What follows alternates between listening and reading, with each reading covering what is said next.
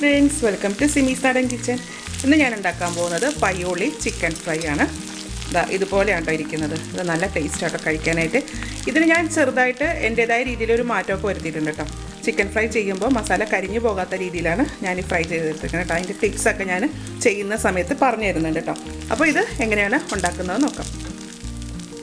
ഇതിനായിട്ട് 1 kilo chicken ഞാൻ ഒരു മീഡിയം വലുപ്പത്തിലാണ് കട്ട് ചെയ്തിരിക്കുന്നത്. ഇനി ഇതിലേക്ക് വേണ്ടത് 8 വറ്റൽമുളക്. അത് ഞാൻ ചൂടുവെള്ളം ഒഴിച്ചിട്ട് ഒരു മണിക്കൂർ നേരം കുതിർത്ത് വെച്ചിരുന്നതാണ്. അപ്പോൾ ഇത് നന്നായിട്ട് കുതിർന്നിട്ടുണ്ട്. ഇതൊന്ന് അരച്ചെടുക്കണം. കുതിർന്ന മുളകിനെ നമുക്ക് മിക്സിയുടെ ജാറിലേക്ക് മാറ്റാം. ഇതിലേക്ക് 1 ഇഞ്ച് വലുപ്പത്തിലുള്ള ഇഞ്ചി, 12 വെളുത്തുള്ളി, ഇത് ചെറുതാണ്, 8 ചെറിയുള്ളി, 1 ടീസ്പൂൺ കുരുമുളക്, 1 ടീസ്പൂൺ പെരിഞ്ജീരകം. ഇത്രയും സാധനങ്ങൾ കുറച്ച് വെള്ളം ഒഴിച്ചിട്ടാണ് അരച്ചെടുക്കേണ്ടത് കേട്ടോ. നമുക്കത് പേസ്റ്റ് കണക്കാണ് വേണ്ടത്. ഇത് ചിക്കനിൽ പുരട്ടാൻ വേണ്ടിയിട്ടാണ്. അപ്പോൾ ആദ്യമേ ഞാനിതൊന്ന് ക്രഷ് ചെയ്തതിന് ശേഷമാണ് കുറച്ച് വെള്ളം ഒഴിക്കുന്നത്. ഇതുപോലെ പൊടിച്ചതിന് ശേഷം ഇതിലേക്ക് ഒരു പകുതി ചെറുനാരങ്ങയുടെ നീരൊഴിക്കാം. അതല്ലാന്നുണ്ടെങ്കിൽ 1/2 ടീസ്പൂൺ വിനാഗിരി ചേർത്താലും മതി. ഉപ്പ് ആവശ്യത്തിന്. ഇതിലേക്ക് കുറച്ച് വെള്ളവും കൂടെ വേണം. മുളക് കുതിർത്ത് വെച്ചിരുന്ന വെള്ളം തന്നെയാണ് ഒഴിക്കുന്നത്. ഇത് 1 ടേബിൾ സ്പൂൺ, 2. അപ്പോൾ ഞാൻ 2 ടേബിൾ സ്പൂൺ ഒഴിച്ചിട്ടുണ്ട്. ഇനി ഇത് നല്ല പേസ്റ്റ് കണക്കെ അരച്ചെടുക്കാം. ഈ അരച്ച അരപ്പിനെ നമുക്ക് ഈ ചിക്കനിലേക്ക് തന്നെ ചേർക്കാം. ഞാനിത് മുഴുവനായിട്ട് ചേർക്കണേന്. ഞാനിതിൻ്റെ അകത്ത് 8 മുളക് ചേർത്തിട്ടുണ്ടല്ലോ.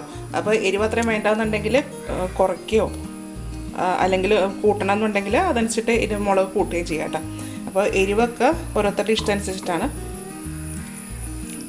ഇനി ഇതിലേക്ക് കുറച്ച് കാര്യങ്ങൾ കൂടെ ചേർക്കാനുണ്ട്. 1/2 ടീസ്പൂൺ മഞ്ഞൾപ്പൊടി, 1/2 ടീസ്പൂൺ ഗരം മസാല പൗഡർ. ഇത്രയും ചേർത്തതിന് ശേഷം ഇത് നന്നായിട്ട് ഈ മസാല ചിക്കനിലൊന്ന് പുരട്ടിയെടുക്കണം. അരയ്ക്കുമ്പോൾ ഞാൻ 2 ടേബിൾ സ്പൂൺ വെള്ളം ഒഴിച്ചിട്ടാണ് അരച്ചത്. അപ്പോൾ അത് കുറച്ച് അറിയാൻ ബുദ്ധിമുട്ട് വന്നപ്പോൾ ഞാൻ 1 ടേബിൾ സ്പൂണും കൂടെ വെള്ളം ഒഴിച്ചിട്ടുണ്ടായിരുന്നു കേട്ടോ. പിന്നെ ചിക്കൻ്റെ അകത്താണെങ്കിലും വെള്ളമൊന്നുമില്ല. വെള്ളം ഞാൻ ചിക്കൻ കഴുകിയതിന് ശേഷം ഞാൻ ഒരു അരിപ്പയിൽ വെച്ചിട്ട് വെള്ളം ഫുള്ളായിട്ട് കളഞ്ഞായിരുന്നു കേട്ടോ. എന്നിട്ടാണ് ഇതിൻ്റെ അകത്തേക്ക് ചേർത്തത്. ഇതുപോലെ പരട്ടിയിട്ടുണ്ട്. സാധാരണ പയ്യോളി ചിക്കൻ ഫ്രൈക്ക് ഇത്രയും പരട്ടിയതിന് ശേഷം നമ്മൾ വറുത്തെടുക്കുക ചെയ്യുന്നത്. പക്ഷേ ഇങ്ങനെ വറുത്ത് കഴിഞ്ഞാൽ എന്താ കുഴപ്പമെന്ന് വെച്ച് കഴിഞ്ഞാൽ നമ്മൾ വറക്കുമ്പോൾ ഈ മസാലയെല്ലാം ചിക്കനിൽ നിന്ന് അങ്ങ് വിട്ടുപോകും. അപ്പോൾ അങ്ങനെ പോകാതിരിക്കാൻ വേണ്ടിയിട്ട് ഞാനൊരു 2 കാര്യങ്ങളും കൂടി ചെയ്യുന്നുണ്ട് കേട്ടോ. അതിനായിട്ട് ഞാൻ ചേർക്കുന്നത് 1/2 table spoon cornflour, 1 table spoon അരിപ്പൊടി. ഇത് പുട്ടിൻ്റെ പൊടിയാട്ടോ. ഇനി ഇത് എല്ലാം കൂടെ നന്നായിട്ടൊന്ന് ചിക്കനിലൊന്ന് പരട്ടിയെടുക്കണം. അപ്പോൾ ഇങ്ങനെ ചെയ്യുമ്പോൾ എന്താ ഗുണം എന്ന് വെച്ച് കഴിഞ്ഞാൽ അരിപ്പൊടി ചേർക്കുമ്പോൾ ചിക്കൻ നല്ല ക്രിസ്പി ആയിരിക്കും. കോൺഫ്ലവർ ചേർക്കുമ്പോൾ ഈ ചിക്കനിൽ നിന്ന് മസാല വിട്ടുപോകത്തില്ല. ആ ചിക്കനിൽ തന്നെ പിടിച്ചിരിക്കും. ഇപ്പോൾ സാധാരണ ചിക്കൻ ഫ്രൈ ചെയ്യുമ്പോൾ കണ്ടിട്ടില്ലേ, ആ പരട്ടി വെച്ചിരിക്കുന്ന മസാല മൊത്തം എണ്ണയിൽ കിടക്കും. അതുപോലെ അത് കിടന്ന് കരിയുകയും ചെയ്യും. ഇങ്ങനെ ആകുമ്പോൾ മസാല ഒട്ടും തന്നെ ചിക്കനിൽ നിന്ന് പോകത്തില്ല. ഇതുപോലെ നന്നായിട്ട് പരട്ടണം കേട്ടോ. ഇനി ഇത് ഒരു മിനിമം 1 മണിക്കൂറെങ്കിലും മാറ്റി വെക്കണം കേട്ടോ. അപ്പോൾ നമ്മൾ ചേർത്തിരിക്കുന്ന ഈ മസാലയൊക്കെ ചിക്കനിൽ പിടിക്കാൻ വേണ്ടിയിട്ടാണ്. ഇപ്പോൾ 1 മണിക്കൂർ കഴിഞ്ഞിട്ടുണ്ട്. ഇനി ഇത് വറുത്തെടുക്കാം. ചിക്കൻ വറുക്കാൻ വേണ്ടി നല്ല ചൂട് കട്ടിയുള്ളൊരു പാത്രം തന്നെ വെക്കുക കേട്ടോ. അതിലേക്ക് കുറച്ച് വെളിച്ചെണ്ണ ഒഴിച്ചു കൊടുക്കാം. കുറച്ച് അധികം എണ്ണ ഒഴിക്കണം. ഇത് വെളിച്ചെണ്ണയിലോ ഓയിലോ ഉണ്ടാക്കാം കേട്ടോ. നമുക്ക് പക്ഷേ കൂടുതൽ ടേസ്റ്റ് വെളിച്ചെണ്ണയായിരിക്കും. എണ്ണ ചൂടായതിന് ശേഷം ചിക്കൻ പീസസ് ഇട്ട് കൊടുക്കാം. ഇത് ഷാലോ ഫ്രൈ ആട്ടോ ചെയ്യുന്നത്. ചിക്കൻ ഇട്ടതിന് ശേഷം സ്റ്റവിൻ്റെ ഫ്ലെയിം ലോ ആക്കുക. ഇനി ഇത് ലോ ഫ്ലെയിമിൽ കിടന്ന് വേണം ഇതൊന്ന് വേകാനായിട്ട് കേട്ടോ. ഇതിൻ്റെ ഒരു സൈഡ് മൂത്തിട്ടുണ്ട് കേട്ടോ. നമുക്ക് മറിച്ചിടാം.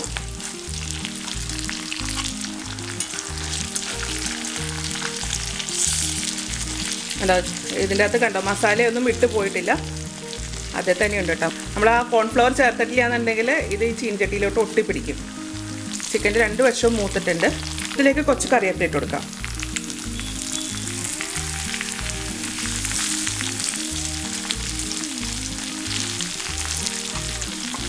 കറിവേപ്പില നമ്മൾ ആദ്യം ചേർക്കാന്നുണ്ടെങ്കിൽ പെട്ടെന്ന് തന്നെ കരിഞ്ഞു കൂട്ടാം. അപ്പോൾ അതുകൊണ്ടാണ് ഞാൻ ലാസ്റ്റ് ചേർത്തത്. ഇനി ഇത് കോരിയെടുക്കാം. ഇതുപോലെയാണ്.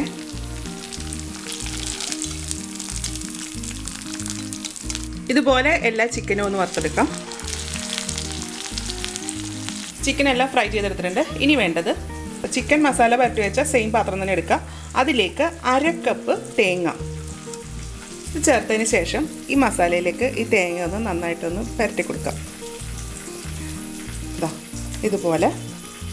ഇനി ഇത് ചിക്കൻ വറുത്ത എണ്ണയിൽ ഇട്ടിട്ട് തന്നെ ഫ്രൈ ചെയ്യാം.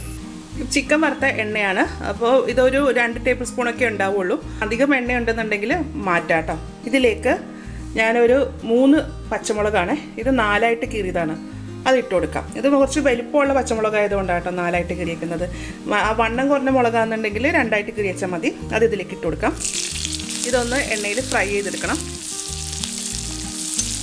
പച്ചമുളക് ഫ്രൈ ആയിട്ടുണ്ട്, അത് മാറ്റാം.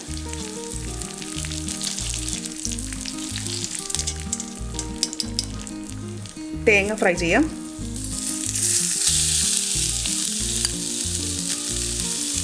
ഈ തേങ്ങ നല്ല മൂക്കെ വറുത്തെടുക്കണം. വറുത്തരയ്ക്കാനൊക്കെ തേങ്ങ ഫ്രൈ ചെയ്യത്തില്ലേ, അതുപോലെയാണ് ഇത് ഫ്രൈ ചെയ്യേണ്ടത്. ഇപ്പോൾ തേങ്ങ നന്നായിട്ട് മൂത്തിട്ടുണ്ട്, അത് നല്ല ബ്രൗൺ നിറമായി. ഇനി ഇതിലേക്ക് നമ്മൾ നേരത്തെ വറുത്ത് വെച്ചിരുന്ന ആ പച്ചമുളക് ഇട്ട് കൊടുക്കാം. വറുത്ത് വെച്ചേക്കുന്ന ചിക്കനും ചേർക്കാം. ഇനി ഇതെല്ലാം കൂടെ നന്നായിട്ടൊന്ന് യോജിപ്പിക്കാം.